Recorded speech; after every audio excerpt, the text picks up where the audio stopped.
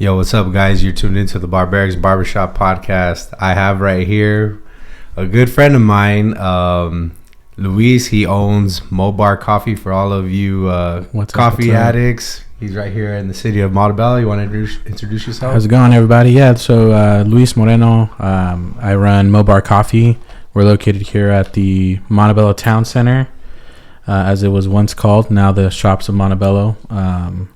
We're a coffee shop. We do a little bit of coffee roasting. We also do coffee carts, so mobile pop-ups, pretty much everything coffee. We're just big fans of it. So nice. Thanks for having me. Oh, yeah. Thank you for rolling up, man. So how I met this guy, I like to go to the mall. I like to take my kids there. There's this little playground there.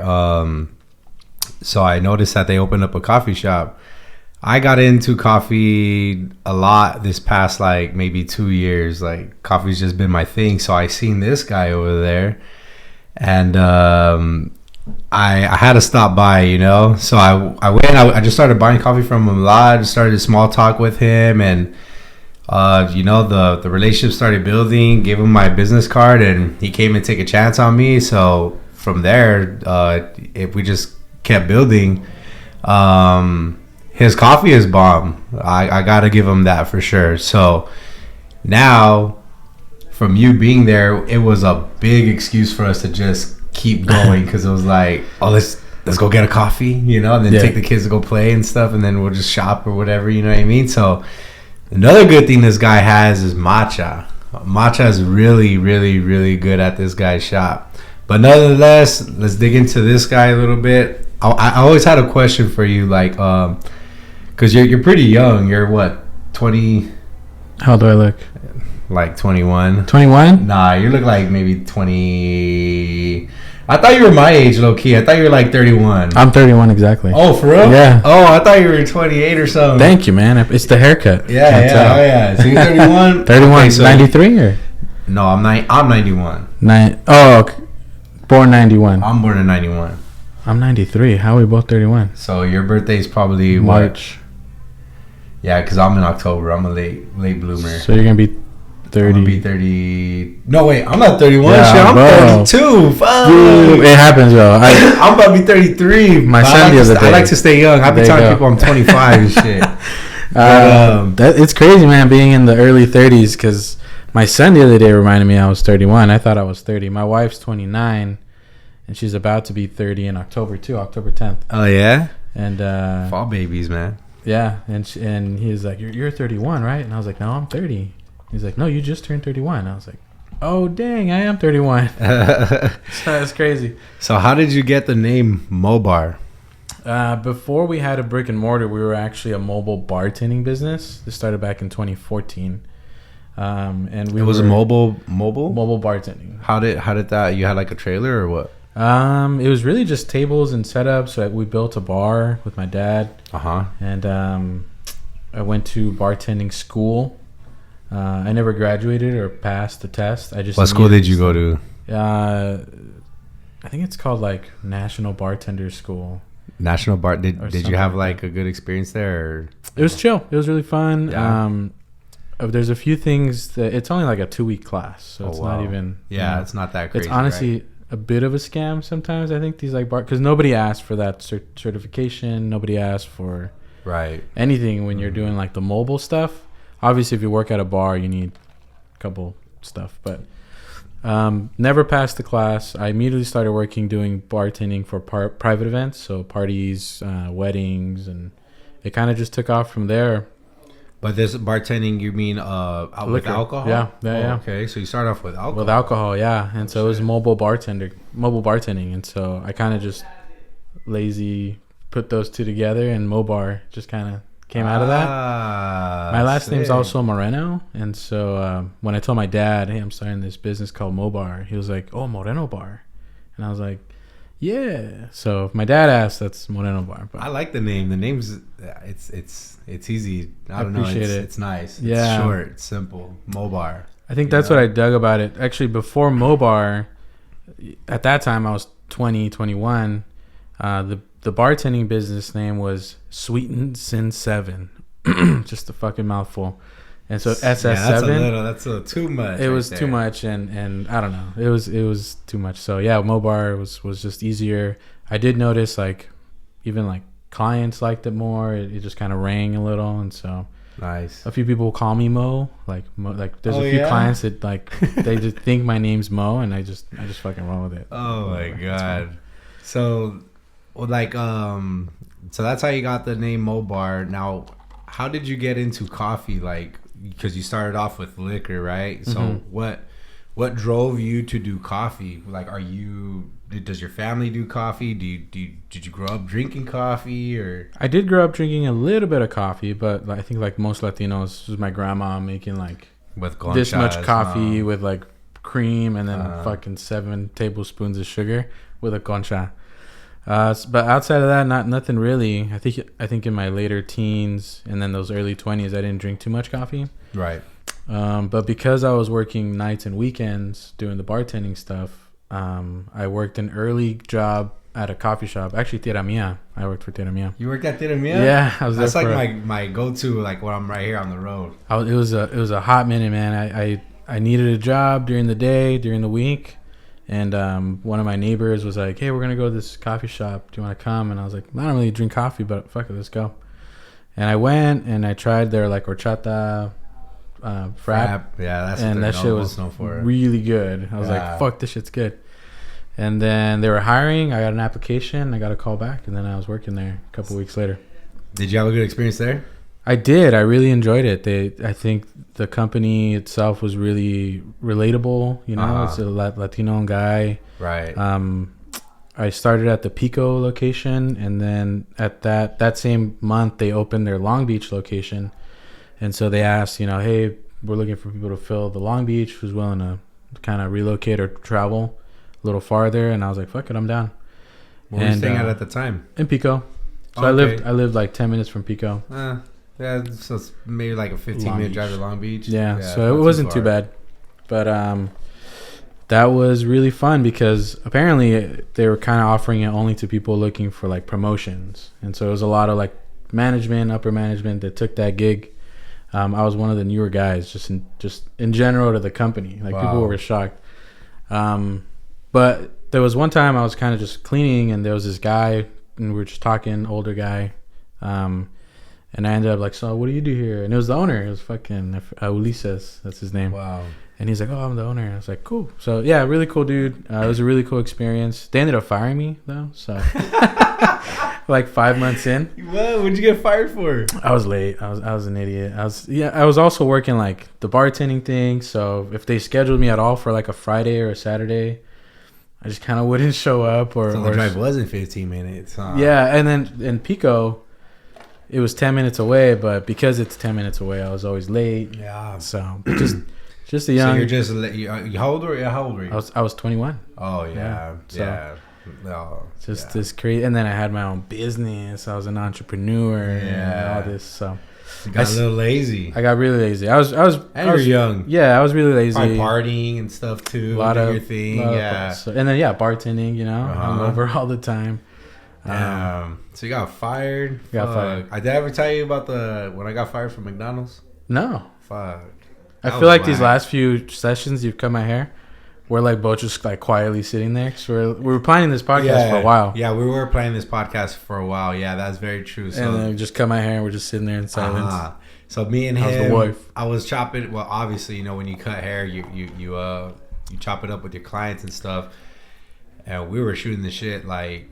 It was getting in there, and I told him, hold on, like let's put this on the mic real quick. And I ran to the back. I forgot my mics, not these. I was gonna put on shirt mics, and then I told him, would you be willing to come out on the podcast? And he said, yeah, I'm down. So then I was like, fuck, man, I really wanted to answer a lot of these questions, but it was gonna get saucy. I thought it was gonna get saucy at least. I mean, I like doing these things.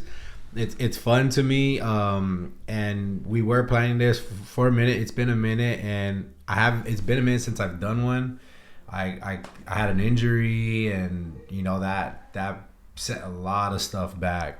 So coming back from my injury, then I had to come back and make sure that the shop was good, and now everything's flowing at a steady pace. Now I can start putting stuff back on my plate. So be on the lookout. I'm gonna start doing more podcasts, hopefully pretty frequently, but I can't make any promises, but we're gonna do our best. But yeah, we did plan this for a minute. Yeah, it was definitely a few sessions. Yeah, so I got fired from McDonald's. I'm gonna try to cut it short, but it was some bullshit. Fucking this fool fucking Michael, he was trying to be manager, so he was the fucking dude there for like 6 years. I had just got out of being incarcerated, so I needed a job. I went there, and then so they fucking had the brightest idea to throw fucking like 10-cent nuggets and shit.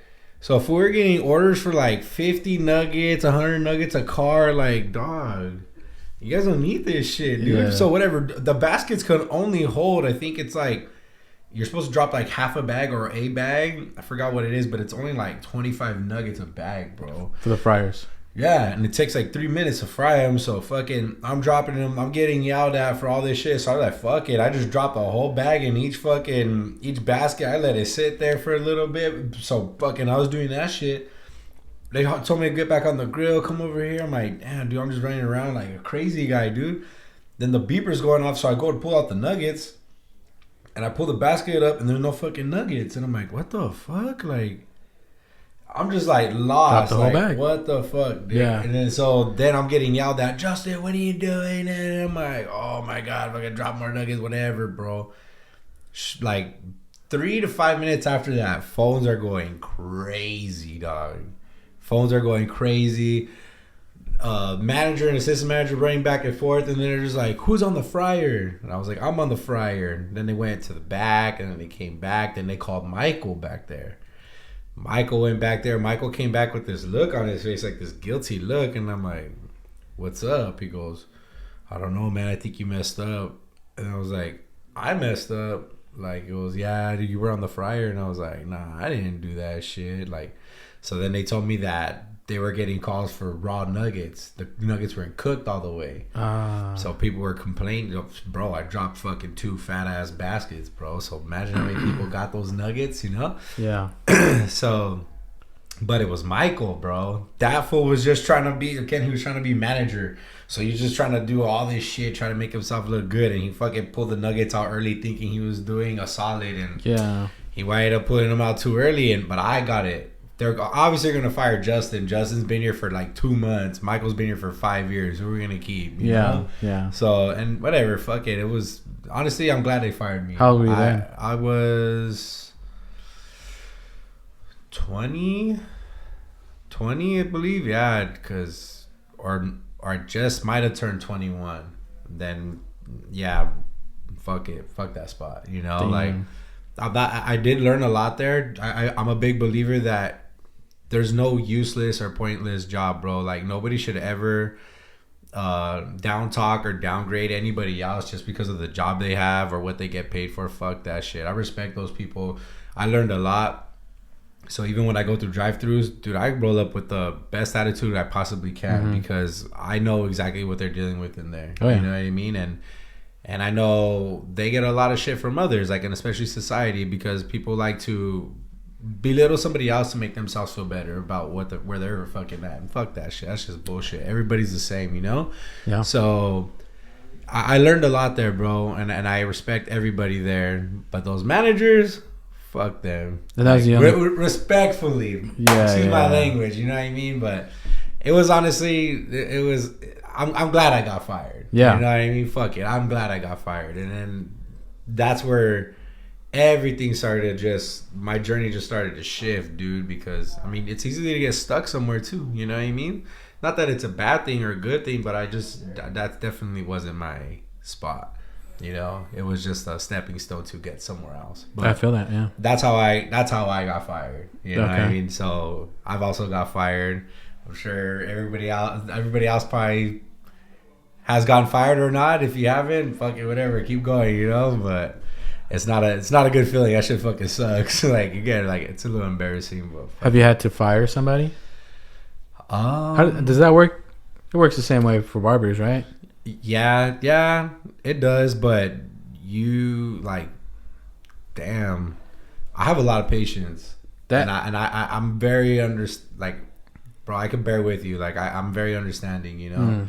So if I have to fire you, like, damn, like you must be fucking up. That's where it really kind of, there was one of the many, I think, clicks to come, right, where you kind of like aha moments is when I start seeing myself in these 18, 20, 25-year-olds, you know, where I'm like, oh, they're at this point in their life where that's the most important thing, you know, like relationships or their specific relationship or you know, just life is just a fucking mess. And to us now, it's like, oh, that's really not that big of a deal in the long run. Like a year from now, you're gonna be fine. But in that moment for them, it's like really shitty. Yeah. Or just kind of knowing like, man, I'm doing this guy like not a solid. Like I'm really kind of enabling this behavior from somebody or an employee. If I keep them, like it's costing me money, or they're not going to learn. Yeah. Or they depreciate your business, the value of your business. Yeah. Firing somebody, I think I've pushed somebody out, you know, like not necessarily firing them, but they didn't want to agree with like my, I guess you could say, requests from them, because there was just like a lifestyle that this one person was living and the way he was doing things and the way he was like kind of acting in the shop, and it was a friend of mine, you know, like we're cool, and with all respect, it just once you start working with somebody for a little bit, then like a lot of things start to come out of them that you didn't know was there, you know. People act different everywhere, you know. People act different in front of girls, people act different with their brothers, people act different in front of friends. And now that I'm working with him and we're employees, like we work together, like I just saw a different side, and then just dealing with it, I was you know, so I started having that, hey, can you this, like, oh, tone this down, like, oh, I don't agree with that. So then tensions were there, like, oh, like this food, like I'm sure he looked at me a certain way, and then I'm not trying to be looked at that way. Like I hate getting put in a tough spot, you know. Like I don't want to be that guy. I don't want to do that. Like I'd rather you just fly straight so I could just be cool, you know. Like and that's it, because I don't want to be that guy to have to come and talk to you. I don't want to go talk to you about this shit. I don't want to have to be that guy. I'm not trying to be your boss. I'm not trying to do that shit. Just do what you gotta do and respect everybody else. But yeah, it just wasn't working. Things weren't changing. So things were trying to get done behind my back, and then that's when I just told him, like, you know, honestly, bro, like if you don't like it, like you can leave. Yeah. You know, I'll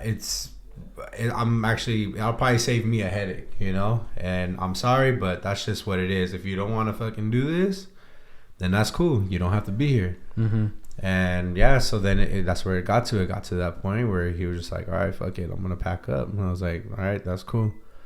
And that's it. He left, and we're still friends to this day. Like it's still cool. Like there's no tension, there's no like hatred, nothing like that. It's just I thought that we could do business together, and we're just better off friends, you know? And there's nothing wrong with that, you know? It does get very tricky when you start mixing friendships with business, like, because me, I take things very serious, you know? I'm obviously, if you know me, I'm a goofy fool, you know? I like to fuck around, I like to joke around, I like to have fun, I have a great sense of humor, but also I have that other side of me where when business comes into play, I'm serious, you know, like I like to be as formal as possible. I just like to get shit done. Yeah. And I like to do things right, and I like to do things legit.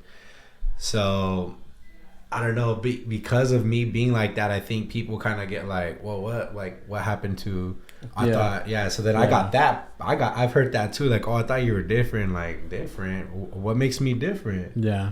Like, I'm just trying to run a business here, you know, and that's it. But nothing changes. I mean, I still play with these guys. These guys are cool, you know, everything is cool, but it's just, mixing friendships and business, it does get tough. But again, me and him are still cool. and I respect him, you know, and I'm glad we're still friends. You know what I mean? And I wish him the best, and he told me the same. You know, like, cool, good luck. All right, that's it. But that's where we're at. That's what we were starting to talk about. Remember when we were cutting your hair and we were like, whoa, this is getting really good. Because I had a similar situation with somebody who we started off as work buddies, and then just became really good friends, and then eventually became partners with the business. But yeah, man, if I think if work ethic and kind of just like the vision don't line up, yeah, it's tough. Hard. It's really tough. Yeah, it's really hard because then that being put in that position, especially when you're the leader, you being put in the position where you either gotta break this dude's heart or just break it down to him. Like that's hard, bro. You know, having to do something like that, like it's tough. I also had a guy here. Yeah, we became really good friends. I helped him a lot, bro. And whatever. He started to do a lot of different things that were just like, he tried to poke at me a lot, you know, say little things, throw little jabs. Actions were not there. But I know that he was trying to do that so I can fire him. But I was like, I'm not going to make it that easy for him. You want to leave, you can leave on your own, you know? So, yeah, that's what happened. And it was really hard for him, too, because it was hard for the both of us, because me and that guy, we built a really good relationship. And, yeah, when he told me he was going to leave, it was like, you could see it in his face, and I'm sure you could see it in mine. And it was just like, fuck it, whatever, you know? It is what it is. On to the next. And you know, eventually you will get somewhere, and you'll get the people that you're looking for, and it's not the end of the world. But honestly, sometimes, like, some of these people, like, I wish I could have kept them, you know, like, and it's like, damn, like, too bad, because it was a good thing we had going on, you know what I mean? Like, the two of us, or the, you know, with the rest of the team that I got now, like, damn, we would have been killing it. But that's crazy. That's great. I think the exact same thing. We had a shop in El Sereno. I heard about that shop. And yeah, people tell me here, like, clients are like, oh yeah, they had a spot in El Sereno, and I was like, no way, I did not know that. East LA, baby. Pandemic, right? We scrambled to a couple different concepts. MOBAR, you know, we went from the mobile stuff, doing mobile bartending and coffee, to pandemic hitting, so all of that came to a halt. We went to downtown LA and partnered up with this like collab kitchen.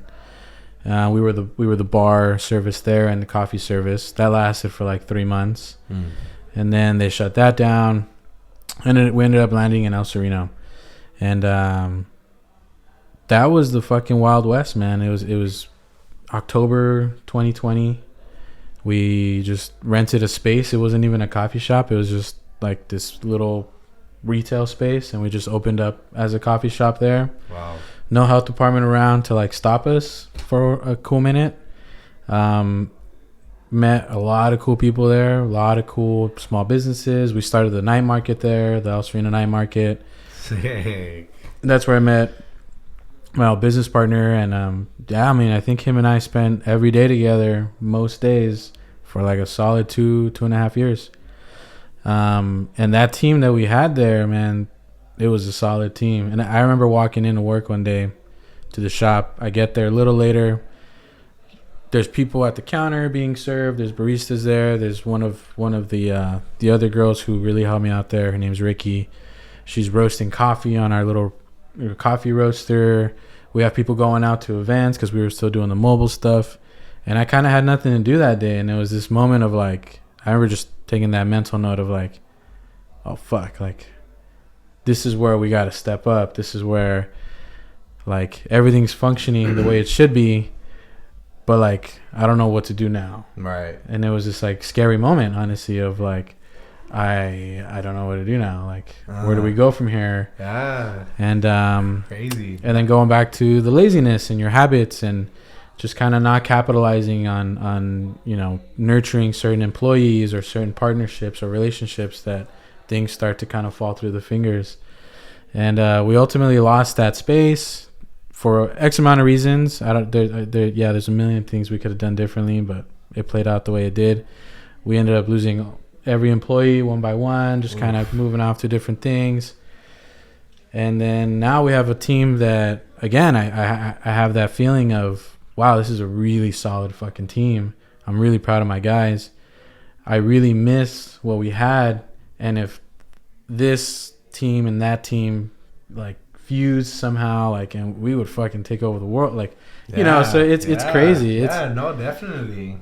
But I'm proud of where we're at, and we had to go through all that shit to kind of be tribulation, man. Yeah. So. Damn, that's crazy you say that, because I also think the same. So when I filled up the shop, this is my second time filling up the shop. So it started off with just me, then I brought in one guy, Edward, and then it was just me and him for a minute. And there was always 8 chairs? Is it 8 chairs? It's 8 stations. It's built for 8, but I've always had, I believe, 6. But I didn't have 6 chairs. I only had enough money for 5. So I only had 5 chairs with 6 stations. And then I obviously bought another chair because I added another guy. A lot of this stuff costed a lot of money. It's a lot of bread. Like, I like to go all in, and that's it. Because I don't want to ever have that in the back of my head. Like, if, you know, knock on wood, you know, there's a lot of it here. But if I were to ever fail, I don't want to have that in the back of my head. Like, well, if only I would have did this, or what if I would have did that. So I like to go fucking all in. I'm throwing everything in, you know. I'm going on myself. I'm fucking putting it all on myself because I know what I want. So anyways, I put a lot of money into the shop. A fucking shitload of fucking money. More money than I even had, bro. Like, so like, fuck, dude. It's a lot, dude. I'm still, I mean, that's another story. Yeah. But so like filled it up once, and I remember just sitting back like, damn, this team is pretty cool too. Like, that team was pretty sick. Like, I had some youngsters, and some of these dudes could get down, you know what I mean? I was like, if these guys really want, these guys could be fucking beasts, you know, and we can make a lot of money together. And that squad, it lasted not too long, you know? And so it was cool, but then it fell off, you know? One guy, I kept pushing him, hey, you got to get your license. You got to get your license. Was BSing me, whatever, just dipped, and then it just started to crumble, and then one of the guys just felt like, oh, well, then that's it. So it wind up falling back down to almost just me again, you know. And then I was just like, damn, like, I didn't know what I was gonna do. So I filled it up again, right, by the grace of God. And then obviously things don't come to you if you ain't putting in work, you know. So doing everything I possibly could, and then filled it up. And I'm always grateful, you know, man above always taking care of me. Also for myself, for the strength and then the knowledge that I have and work ethic. Like, got a team again. This team is pretty sick, though. I really like this team a lot. I like this team. Personality-wise, it's unmatched. Like, this team right here is fucking dope. So to piggyback on what you were saying earlier, like, there was a time where it was actually just not that long ago, like a month ago, like, there's this thing I like to call the static, right? Where if everybody's cutting hair and everybody's talking to their clients or talking amongst each other, there's just a lot of static going on. So there's a lot of noise. So, like, imagine just coming in, opening up the door to the shop, it's just like, wow. Yeah, just like, damn, shit's fucking cracking, you know? Like, people are waiting, everybody's just having a good time. Some people are having a couple drinks, you know, everything's cool. The other day, I stopped. I stopped cutting hair, and I was just listening. And I just paused for a minute. I just took it in. Like, I almost wanted to tear up. Yeah, bro, I'm tearing up now. Just hearing you, man. That's just awesome. Like, everything that I did and everything that I'm going through and everything that I've gone through to get to this point, it's like, wow, this is what I'm looking for, dude. Oh my God. I even told Adam, because he cuts hair next to me, I'm like, hey, turn around. He's like, oh, what's going on? I said, listen to that real quick. And he was like, damn, that's tight. And I was like, fuck, bro, I want to cry, you know? And he was just like, damn, that must make you feel good. And I was like, feels great. But the thing is with this squad right here, everybody's patient. Everybody is like, I trust you, you know? Like, and I'm like, dude, trust me. Just just trust me, we can make a lot of money together. You can make things happen. You can make crazy shit happen as a team versus you just being on your own, you know, flying on your own. You can't get very far, you know, like I'm not saying you can't be successful or anything, but if you got a squad, can't win championships with one person. Yeah. You got to win championships with a team, right? But so again, then that had happened. So I'm like, okay, well, again, like you were saying, like, okay, well, things obviously we're not where we want to be. We got a lot of shit to do still. But I'm like, okay, things are moving. What can I do now? Again, okay, now I'm going to start throwing the podcast in. Now I'm going to start throwing some different stuff. Now I could focus a little bit more on my merch. Like, instead of me just sitting back and just being comfortable with what's going on. But then that's when things start to fuck up, you know, because you got to keep going. You got to keep going. Like, and that's the problem with, I think, with some individuals who either run their own thing or run a business, or like once they get into a spot, they're just like, all right, cool, fuck yeah. Yeah. Now I could just kick it. Now I could just whatever, like do whatever I want. Yeah. It's like, no, hell no. Like, keep going, bro. Keep going, because that's why you got people that are with you, bro. You know, following you and doing this shit with you, because you guys are a team. You know what I mean? But like, so I like that. You know, that's dope. Yeah. You just keep thinking. You got to keep brainstorming. Like, what's the next move? What's the next move? What's the next move? And obviously, you can't. With that mentality, it's not like, oh, I mean, we're obviously shooting for the stars, right? But it's like things don't move as quick as people expect them to. They things take a minute, you know? So, but yeah, we're rolling, bro. We're rolling. Even here, you know, I just added another station, so I'm looking for another serious barber. Serious barbers out there, come through. Yeah, just trying to join the squad, you know? It's a great spot to be, bro. We always get complimented, bro, by it's a clean shop, bro. And yeah. You know, we've gone to a few different ones, and I have my boy. He's gonna be 9, and I've always taken him with me to barbershops, and because I just feel like that's, I don't know, I'm a dad, you know, we gotta do that. Yeah, that's our job. Yeah. And this one, I liked it immediately because it was clean. Everybody's super friendly, and then the cuts are really good. Yeah, thank you. So I mean, everybody gets down here. Yeah, everybody gets down. He's gotten chopped up from a few, and so, yeah, man, props to you, man. It's clean. Thank you, bro. I appreciate that. Appreciate that a lot. A lot of barbers kind of bleed in, or the blurred line between like a bar and like a barbershop, and it's like just the talk, and sometimes or the restroom's messy and shit. Yeah. But here it was nice, man. It's chill. I take care of it myself, bro. Nice. I do everything like, because if you want it done right, you got to do it yourself, and it takes a lot of time away from my life and family. But that's what I signed up for, you know. So I definitely make sure everything's legit and clean. That's like my thing. Like, dirty barbershop. Fuck that shit, bro. Nah, we keep it legit over here, bro, for that's sure. Cool. Yeah, that's cool. I do. I can say the same thing about your spot too. Like I've told you that. Like I like going there because it seems mature. Yeah. You know, I like growing up because I don't know. It just feels different when I'm ordering right there. And I'm not saying that just because you're the homie. Like I've told you that before here, even when I'm cutting your hair. Like even my girl could say the same thing. Like when I go to Starbucks, no offense to Starbucks, but like I'm kind of done with Starbucks. Coffee's like, you know? Yeah. Everything's just like whatever to me right now. Even when I go there, like they're always fucking up or things ain't just serious. Like it's kind of like the McDonald's of coffee. Yeah. You know what I mean? It's like, just getting this job just to get by or whatever. Some people do take it serious, and again, no offense to anybody that works there. That's just my opinion when I go there, right? So like when I go to your spot, it's just dope. Like I don't know, I like the intimacy, you know. Like even when I go to Tierra Mia, like I like that spot too. It's just a different vibe, you know. It's really dope. I like going. Those are like the 2 spots I go to. Unless I Uber Eats, I'll do Uber Eats on coffee. I'll get a coffee bean, you know what I mean? Yeah, they'll deliver that to me too. So yeah, props to you too, man, on your business that as well, you know. And then you got like older dudes that work with you as well, you know. You just lost him, huh? Yeah, Dave, man. What was his name? Dave, yeah, he was dope.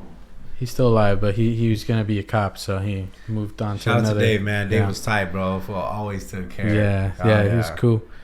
Something you said a little while ago, actually, somebody I had to let go recently was he was just like a younger guy, and the professionalism I think is really important. Like we look for people that are good people, right? We can teach a cool person or a cool personality to make a cup of coffee, but I think on the contrary, people that are really good at coffee or like 10 years experience baristas, the industry is a little snobby sometimes, and we're not about that. We're like, we don't, we care a lot about the coffee. I think we care to almost exaggerated amount where we're paying top dollar and making sure each dollar goes to the right people and the right families. Nice. But over here it's we're also just a business. We're a family. We're struggling too.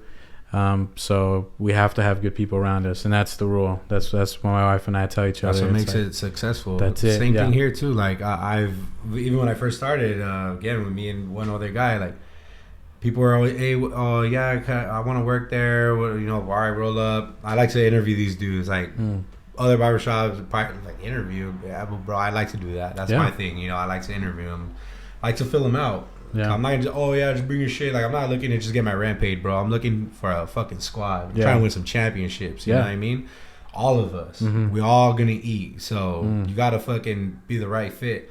I've turned down quite a few people, Some people will think like, damn, that's crazy, because every other shop I've ever worked at, they're just trying to fill the space. Roll up. Yeah, rent too. Roll up first. Come through. Oh, you want to work here? Hell yeah. When you want to start? You want to start today? Like, nah. Me, it's just nah. Because if I get one bad apple, it's gonna fuck everything up. Like if I hire one guy and he starts bumping heads with one of my other barbers, but there's a good friend, like the other barber that he's bumping heads with is good friends with one of these dudes, I could lose two to keep one. Fuck that. I'm gonna lose two good people. But so me, I always look for good personality. One, I have to feel your vibe too, and obviously you gotta know how to cut hair, right? And if not, I can teach you. Like we do that here too. Like I've showed these guys a lot of my tricks, you know what I mean, and I try to save them a lot of time. And but yeah, I could say that I guess I am very picky, and I don't just hire anybody. So no offense to those who have came in and I've interviewed you and I never, I didn't give you the shot. There's no hard feelings, my apologies. I'm looking for something different. And they're better off for it too. I think every opportunity lost is actually another 100 opportunities that came up. When you come here, you might think that I'm an ASS, like, and I don't want to do that. Like, let's just cut it there before it turns into a disaster. 100%, so and there is a spot for you. There's definitely a spot for you where you could thrive the way you thrive.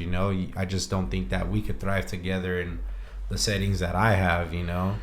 So I am a little picky though. That's what I always tell the employees that don't make it right. It's like, first of all, this is my least favorite part of being a business owner, is having to tell somebody no, right? Or tell somebody like, it's not gonna work out.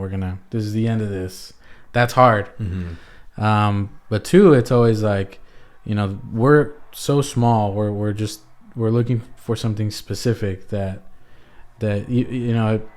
it's just not fit for you. Like, you're not gonna fit in here. Right. Where you could fit in. You being here is taking your time away from where you could be, where you want to be, because it's both ways, man. I think I always kind of believe in any kind of relationship, like whatever you're feeling, the other person's feeling something similar, if not close to it. So if I'm feeling bad vibes, that's because we're both not vibing, Right. And so why would you want to be here just as much as why would I want you to be here? So would you say that's the hardest part about being a business owner? Or what like struggles do you think? Maybe give me 2 or 3 pinpoints that you could say like, oh, these are like hard parts about being a business owner. Off top of my head, being finding the right people, the right staff or team.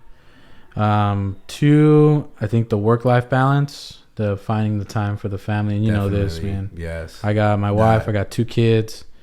One of them's 5 months, and so you invest time in the business, and the business goes up, the family time goes down, right? And then you flip that around, you spend a couple days with the family, and then you get back to a messy shop, or just the task list is just piling up. So I think that the work-life balance, finding that, and man, I don't think we talk enough about finance as like small businesses. I'm always really curious. Like I just want to ask people like, why do you fucking pay for all this? Like, how do you get the money for this? Like, especially coffee shops specifically. I'm sure you know, like, equipment's pricey. I think coffee shops, restaurants, you go into any establishment, there's $200,000 just sitting, like, bolted to the ground. I feel it. Like, how the fuck? Where does that come from? Like, I think to give mine on that real quick. Drugs. Loans. You know, I mean, some people, I'm sure people got a little money laundry going on, you know, partnerships, investors.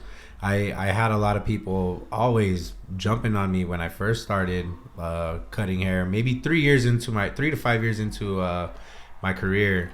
I had like doctors like, oh, how does this work? Or how does this, hey, what if I invest? Like, or I could buy the place. Like, would you be willing to run it? Like, nah, it's cool. I even with this shop, I was actually going to go in with one of my good friends. I actually known him like almost my whole life. He was my neighbor was my best friend, and that was his older brother. I've been cutting his hair since I started cutting hair. And he asked me like, hey, you know, if you want, whenever you want, like, I'll go in with you. And I was like, all right. Like, so how I got here, damn, that's a touchy subject, because it involves another barbershop owner down the street. So I want to kind of keep that discreet out of respect for myself and him. But I got here. Maybe I'll share that story maybe one day, you know, when I just don't care. But I think that's it too with finance, is like there's ties that can't really be brought out or you know, whatever. Yeah. Now I get that. So he wanted to jump in with me and invest. Oh, if you need more money, Mike said he's down. So I was considering it, but then I backed up. I was like, you know what? I think I'm going to turn everything down. He was just like, oh, really? Like, and I was like, there's no hard feelings. It's not you. It's not Mike. It's nothing with that. And I don't want to, it's hard for me to even tell you this because we were already like kind of brainstorming with each other, but I think it's best if I just do this myself. And it's not too like, oh, I don't want to give you a slice of the pie. But even if we were to, because I was doing all the numbers, I was like, even if we were to do this, like, bro, our slices are really slim. You know, even if I do it myself, the piece of my pie isn't going to be that big, bro. Like, barbershop owners, you could make a lot of money if you have a gang of fucking barbers or a really small spot with like a low, you know, rent. But I mean, as you can see here, I got a pretty good spot. It's pretty big, and I got a lot of shit going on, you know. But anyways, the reason why I turned that down is because I did not want us to fucking. It could be easily just torn apart if shit starts to fail. You invested a lot of money in here. You expect all this shit from me, but you don't understand the business. So it's like we can easily just kill the friendship and lose money together. Like, and I just didn't want that. Like, I didn't want to put our friendship on the line. So I told him, you know, out of respect for our friendship, I just don't want to fucking fuck it up, you know, because I know your whole family, you know, like that would break my heart, you know, like for us to fucking, for that shit to happen, I would just lose good people in my life because we thought this was a good idea. I'd rather, if I'm gonna go in, I'm gonna fail on my own, you know, like, then I'm just gonna do that. But I think people have investors, you know, that's how people, or loans, you know. I feel, and you opened up during the pandemic too, right? I opened up at the same time, October 2020. Damn. Yeah, right in the middle of it, dude. Like, just fuck it. Yeah, you know, even when I was doing the backflow test and everything, you have to get a lot of certs. While I was getting all the certs, everybody that was coming in was like, are you fucking crazy or what? And I was like, nah. And they're like, you're opening in the middle of a pandemic, bro. Yeah. Like, there ain't no money going on right now. And I was like, yeah, I know. But people still need haircuts. This is just, I don't know. I just feel like it's just it was my time. Again, I didn't get forced to do it. But again, that story, you know, I kind of just had a fucking, I don't know. yeah, I guess I got forced. I had to do this shit. You know what I mean? Not that I didn't have a choice, but that was just, well, what am I going to do? This is going to be my next, fuck it, let's do it. This is going to be my next move. I'm going to do it, you know, because I feel like I wanted to do it, and I wanted to do it the way I thought was the right way to give everybody else a good opportunity and a good place to be, you know? And then, but one thing that I did hear from the guy that did my backflow test, he was like, so you just got this building? Yeah. He was like, you have a lot of balls. And I was like, I know, huh? It's like, sometimes I think I'm kind of dumb for it. And he was just like, you know what? He goes, I've been doing this for 30 years. Yeah, it was a long time. It was like 25 to 30 years. I've been doing this for 25, 30 years. He was like, and I'll tell you one thing. Every time that the businesses that I've done, whenever they were opening up in like a tragedy, like, or tragic moments like this, they wind up being the most successful businesses and I still take care of them till this day. So he goes, I have a really good feeling about you, and I think that you're gonna be all right. He's like, but again, you have a lot of balls, and I think you look like a solid guy that you know you're looking to not fail. Like, you have no other option. I said, that's right. Mm-hmm. He was just like, so I give you a lot of respect, man. Then I was like, damn, that's dope. Like, bro, because when I was doing that shit in the pandemic, it was pretty, like, fucking shops were shutting down, and I'm over here trying to open one. You know, I'm like, so when he told me that, it was like, I don't know, it was a trip. Like, a lot of weight off my shoulders. It made me feel good about myself again, and I was just like, damn, just keep going, you know. And I just had a fucking kid, you know. I already had one, had another kid. I'm doing it on my own. I'm living on my own. Trying to take care of my kids and my family, you know. And then, yet alone, I'm trying to find an attorney to go get my other son. Like, just crazy shit. It was just like a lot going on in 2020, bro. And like, just put all the chips on myself. And you know, and I don't know. I'm still here, still rolling, still climbing. 3 years in. Signed my lease again. Signed up for another set of years, and you know, I'm just I'm rolling, bro. I'm climbing, and failure is not an option. Yeah, you know. That. But I do need. I can't do it by myself. I do need a team, and I gotta give a shout out to all of my guys here, bro. Adam, Gio, David, Henry, Marvin, for putting your trust in me. You know, yeah. It's touching, bro. Like, these guys, like, I love them. I love them so much, you know. So I try not to fail them too. Yeah. You know, like, I let them eat before I eat. You know what I mean? I live off of my clientele. I dropped a lot of my clientele because of what you said, you know, with the balance of work, bro. I was doing, when I opened up, bro, I was working from like 7 a.m. and leaving here at like 11:30. No time for my family. Zero. Almost lost my family because of that shit. You know, like, so I had to drop a lot of my clientele, you know, and I wish a lot of them would have stood with me, but you know, it is what it is. But I don't know. It's just been a trippy fucking ride, and it is not easy at all. Like, it's been very hard, you know, and it's still not easy. Just because I have a full shop, don't think it's easy. Like, it's not done. I'm still in a hole. I'm still pulling myself out. I'm still going. I'm still climbing. I'm still figuring it out. How do I, just because you get it, don't think that you can't lose it. You could fucking lose it like this. Yeah, well, how do you figure out how to keep it? You know what I mean? So, yeah, I just definitely try to feed these guys, bro. And then again, shout out to my squad, bro. Barberrics, bro. All day long, bro. Barberrics. So, that's awesome, bro. Yeah, it's been a journey, bro, and I'm sure you can, you know, feel the same. I'm sure you feel the same. I love talking to people about this, especially those who understand what I'm saying, because a lot of people like to think like, oh, Justin's just saying that to misguide you because he doesn't want you to do this. Fuck no, I'm not telling you that at all. Do whatever you want to do. You feel that way, you feel like you got it, handle it, bro. Do it. I'm just telling you, it's not what everybody thinks it is. Even myself, I knew it was going to be hard, but I didn't think it was going to be this hard. and it's pretty fucking tough, you know.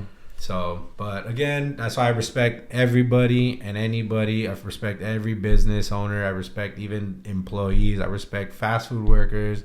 Everybody, we're all the same. Nobody's above anybody, dog. And I don't know. That's just the way I roll. That's my mentality. You know what I'm saying? The restaurant industry is very similar to coffee. The coffee is very specific, but yeah, I tell my son all the time, you know, we pile our dishes together after a meal somewhere and all of the above. But well, I guess yeah, shout out to my team too. That's cool. Right now it's a humble team. We can't afford too big of a team. The shop is open 9 a.m. to 9 p.m. So that's 3-4 shifts right there. That almost every day is about $200-$300 just in labor. Yeah. Which I wish I could pay more. I wish we had more money to share with everybody. But just keep climbing, man. Yeah. We can get there. And it's there. It's a slow climb, and honestly, it started back in 2014 when we started the whole thing. You know, it was the overnight success was never my goal. Was never like, I'm gonna make this happen. People tomorrow. always told me that shit because when I first started, oh my god, I would talk to my clients like stressed out, bro. I aged a lot actually. I used to look a little younger, but from this I aged a lot. Anyways, a lot of my clients were like, bro, it's all right. Like Rome wasn't built overnight. I'm like, oh, why does everybody keep saying that? Like, it's like, but other people got it easy. Like I've seen other people open up shops and it's just like this, and I'm just like, fuck, bro, you know, like, but it's all good. You know what? I appreciate the hard way. I'll fucking take the hard way. I like the hard way. Give it to me like that, you know, normal, but give it to me like that, you know, like I like it like that. Like I want to do it that way, you know, like, cause it just, I get a different aspect and I can appreciate it more. You know what I'm saying? That's what I always got out of it was you said it earlier where, you know, you build the team and then after a few months you find yourself kind of by yourself again. And that's a wave, man, that happens. And, you know, even now I look at my team and I mean, I know not everybody there now is going to be there forever. And it's happened a few times where we're highly successful. Everybody's talking about us, the best.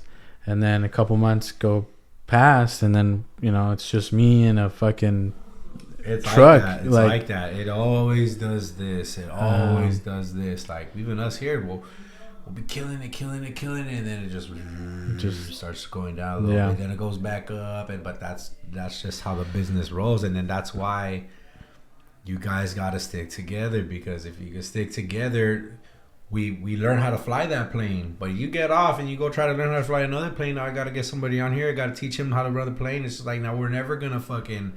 Like, we're just going to keep doing this shit, you know? Like, so we ride it together, bro. I mean, as long as we keep putting in the work that we each need to do, right? Like, we can definitely get to our fucking destination for sure, you know? Grit, I think, over anything is what sets people apart, because you got to be able to be gritty when shit seems like there's no other option. Because I've sat with coffee shop owners that have, you know, business licenses and diplomas, degrees and shit, and it's just crazy, man. You know, and they're like struggling. I mean, we're all struggling, but you know, it's just more than others, right? Yeah, it's a trip. I do see that too, and like I've also seen people that thought they were ready for it and they go and take a chance, and you know, I wish them the best too, dude. Like, and it sucks to see that happen, but it's like, I don't know, you know. But I still respect it, you know. I think both. I've seen a lot of like barber, like social media stuff really take off. Yeah, and the kind of fucked up the industry a little bit. Though I was gonna. It's crazy how much the barber world and the specifically, I don't know, the coffee world or my world align really well. I also think if I wasn't into coffee, I'd be a barber. Crazy. I just feel like I would be good at that. That's tight. It's like a cup of coffee is really fun to make for me because it's like a short, really quick. Somebody orders it and then like in a minute I make this drink and they're happy. It's like a quick thing. You make their day. Coffee makes my day straight up. Turn into a coffee addict, dude. And barber I think would be the same. You know, like each cut's different, each client's different. Always switching up too. Yeah, and then it's artsy. Yeah. But I do feel like I've seen a surge of like coffee pop-ups recently, like these last few years. Mm-hmm. A lot, bro. A lot of little coffee shops here, there, here. Popping. Yeah, they're popping up a lot. Yeah. Okay, I get what you're saying. And it's fun. It's fun because I feel like there was one point when I started in coffee with Tierra Mia, where Tierra Mia was the only Latino coffee that you could kind of look around. There's nothing else. You got the Starbuckses, you got the La Monaca, but you know. And people would talk about the one like small specialty coffee shop in Boyle Heights, and we drive all the way out there just to see, what the fuck, what's happening here? Yeah, like, you're Latino, because a lot of the coffee industry is really white owned. It's really just American, you know, and corporate owned. Mm-hmm. And you know they're sporting their Guatemala and their Honduras coffee, and Colombia, but fucking Latino walks in and they're looking down their nose at you like, what are you doing here? Yeah. And so that was 10 years ago. Now, thankfully, tables have turned. A lot of Latino and coffee out there. And so it's really nice to see. We're taking on a little less catering events because of the same reason. I feel like it kind of it filled up the tank too much of how many options people have. Right. And so people are charging, $200-$300 for a service where we're charging $600-$700 $800. Yeah. A lot of that too. But it's okay because I feel like that's one of the waves. The sun shines for everybody. Yeah, 100%. That's where their sun shines, and your sun shines over here, and it's all right. There's enough for everybody to get, know, and then only the stronger survive. Just keep going, because like everything, everything goes up and then it comes down. The hype will go away. Exactly. And so it's cool. It's cool seeing some of these new guys come in. We've helped a few kind of start up from that El Sereno gig. 2 of those people that were in that team started their own coffee business. Nice. We gifted them like machines and equipment. Like, here, nice go for it. That's cool, bro. Take off, But because I know it's not about that. It's gonna be really hard, and so So it's fun. It's a beautiful thing. Coffee and the connections you make with people really have an emotional connection to their drink too, so to be able to fulfill that is nice. That's nice, man. So I'm glad you enjoy what you do, and your profession, your career, and I would like to say I'm proud of you, how far you've come, and thanks, man. With the short time that we've known each other, for maybe about a little over a year now, and all the stories that you shared with me, I'm proud of you, bro. And I like to see you thrive. I like to see you keep going. I see that in you, because even when I go sometimes to MOBAR, like, you'll be popping in, like, just carrying boxes. Like, I'll come back right now, I'll say what's up. Like, I'll be like, do your thing, bro. Like, it's all good, man. I already know, you're just grinding, bro. And I'm proud of you. Oh, thanks. And man. I love talking to people like that, because you love what you do, like, sincerely, sincerely you enjoy doing what you do, bro. And cheers to MOBAR, cheers to the Barberrics. Cheers, brother. Yeah, man, thank you for coming on to the podcast, dude. Oh yeah, man, appreciate it, bro. So if you guys ever if you're ever in Montebello, or you go to the shops in Montebello, swing by my boy's coffee shop, MOBAR. It's on the 2nd floor. Hit them up, man, and get a MOBAR special. Pretty fire, dude. Boom. There you go. Man. And if you're looking for a great haircut, check these fools out, man. They know what they're doing for sure. Thank you, man. We'll talk to you guys later. Thank you for tuning in.